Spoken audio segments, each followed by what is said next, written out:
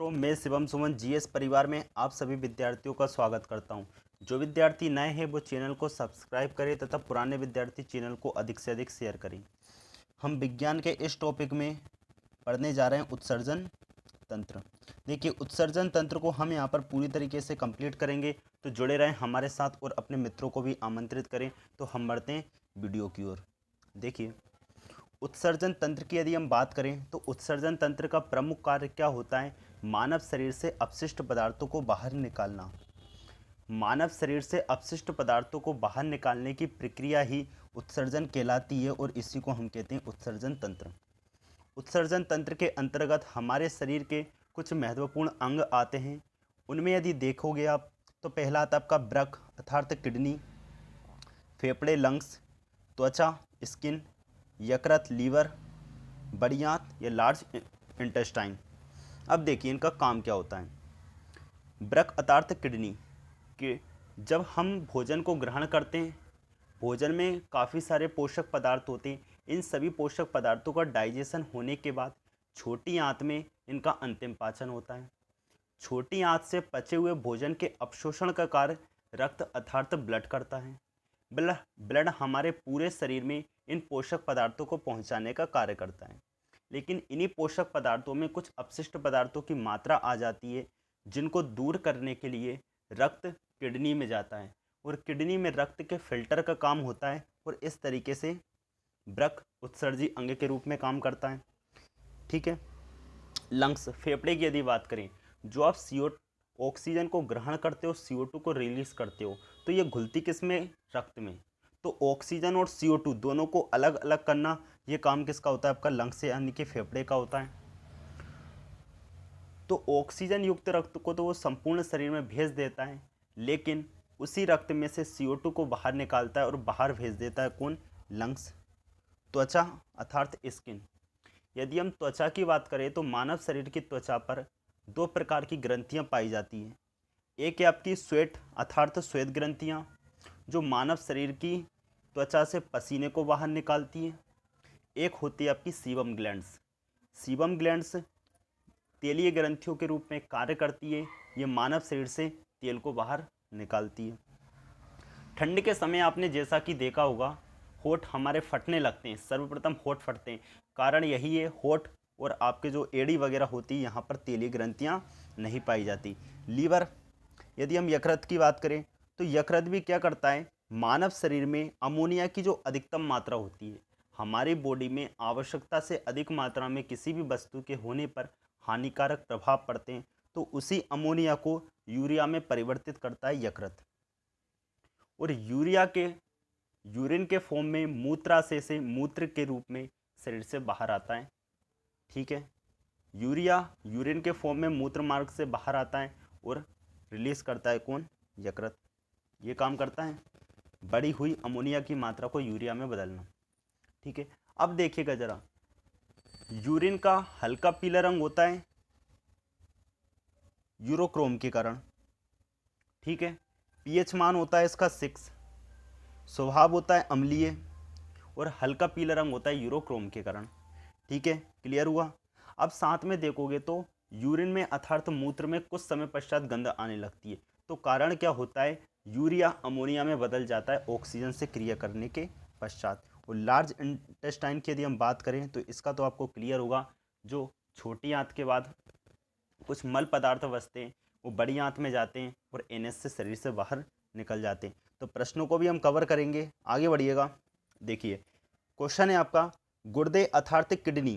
Kidney का कार्यात्मक unit क्या है? देखिए, किडनी का कार्यात्मक यूनिट है आपका न्यूरॉन, सॉरी नेफ्रॉन। आंसर क्या होगा? Option number C. देखिए, न्यूरॉन और नेफ्रॉन में क्या अंतर होता है? न्यूरॉन जो होती है वो आपकी ब्रेन अर्थात मस्तिष्क की कार्यात्मक इकाई होती है, जबकि नेफ्रॉन किडनी की होती है। एक किडनी का वजन 150 ग्राम होता है।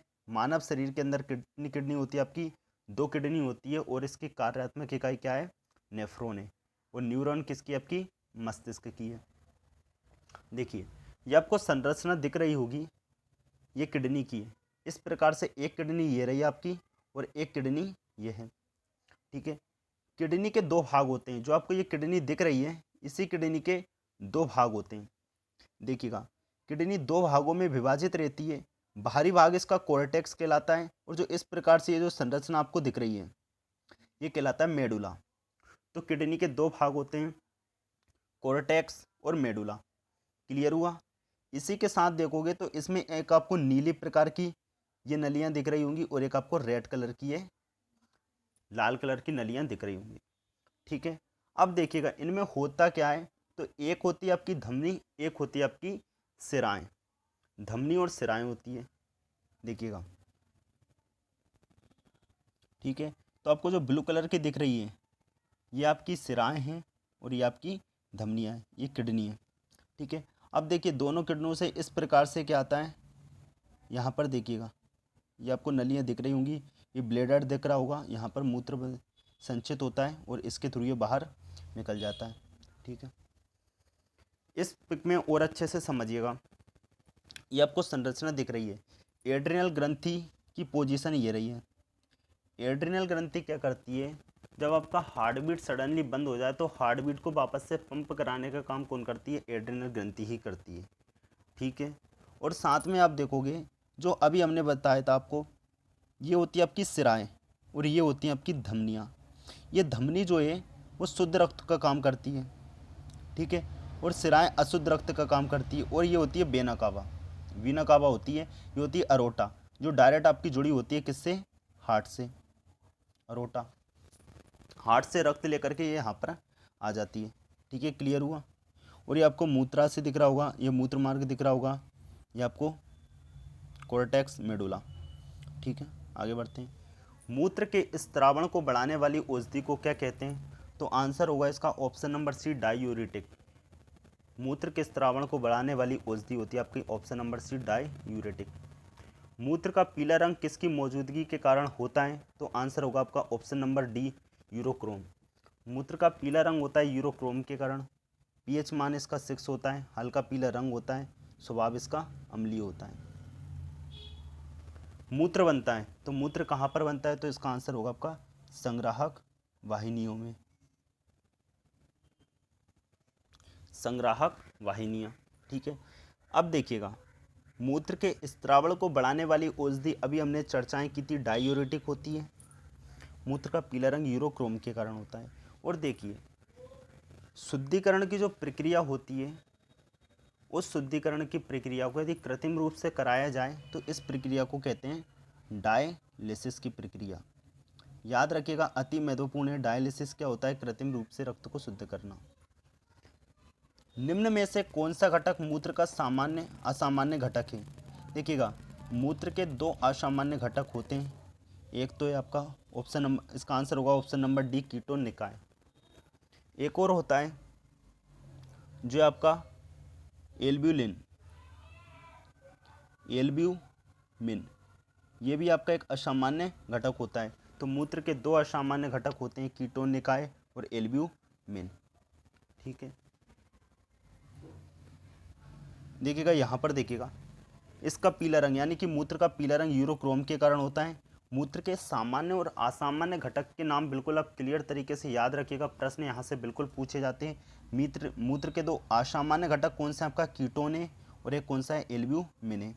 ठीक है, एक कीटोन मिलेगा आपको और एक आपको एल्ब्यूमिन मिलेगा।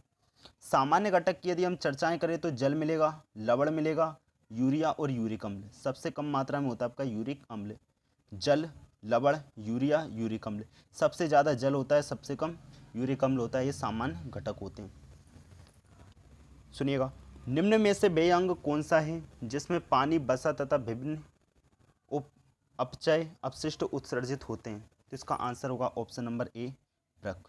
वृक्क की कार्यात्मक इकाई नेफ्रॉन होती है। प्रत्येक किडनी 10 लाख नलियों से मिलकर बनी होती है, फिल्टर करती है रक्त को। एक किडनी का वजन 150, दो किडनी होती है 300 ग्राम। भ्रूण की अपर कोशिका किसमें सहायक होती है? तो जो छोटा सा भ्रूण होता है उसमें देखा होगा जब वो जन्म भी लेता है तो उसकी नाभि में एक अपर कोशिका होती है। इसी से वो O2, CO2 और उत्सर्जन की जितनी भी क्रियाएं होती है वो इसी के जरिए करता है। तो आंसर क्या होगा? ऑप्शन नंबर ए, उत्सर्जन। मूत्र का असामान्य घटक क्या है? तो अभी हमने देखा था, एक तो हमको एल्ब्यूमिन मिलेगा और एक मिलेगा कीटोन। निम्न में से किसका हृदय सिरायुक्त होता है? तो देखिए, सिरायुक्त हृदय होता है मत्स्य का। मछली का हृदय दो पार्ट्स में डिवाइड रहता है और कैसा होता है? सिरायुक्त होता है। यदि हम मानव की बात करें तो मानव का हृदय 4 कक्षों में डिवाइड होता है। धन्यवाद मित्रों, यदि ये वीडियो आपको पसंद आई हो तो ज़्यादा से ज़्यादा शेयर करिएगा। हम मिलेंगे अगले वीडियो में।